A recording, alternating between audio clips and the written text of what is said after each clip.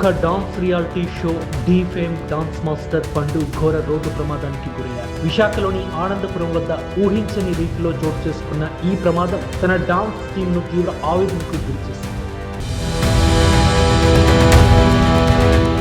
మంగళవారం రాత్రి తగరపవలసలో జరిగిన అమ్మవారి పండుగ ఈవెంట్ కు డాన్స్ మాస్టర్ పండు వైజాగ్ వచ్చారు. అయితే ఆ ఈవెంట్ ను సక్సెస్ఫుల్ గా కంప్లీట్ చేసుకుని అతడు తన టీంతో కారులో తిరుగుపయనమయ్యారు. ఇక కారు ఆనందపురం వద్దకు చేరుకోగానే తోటి డాన్సర్ కు వాంతులు కావడంతో కారును పక్కకు ఆపారు. ఆ సమయంలో డాన్స్ మాస్టర్ పండు కారు వెనుక భాగంలో నిలబడగా వెనుక నుండి వేగంగా వచ్చిన ఓ బొలెరో వాహనం అతన్ని బలంగా ఢీకొన్నట్లు తెలుస్తోంది.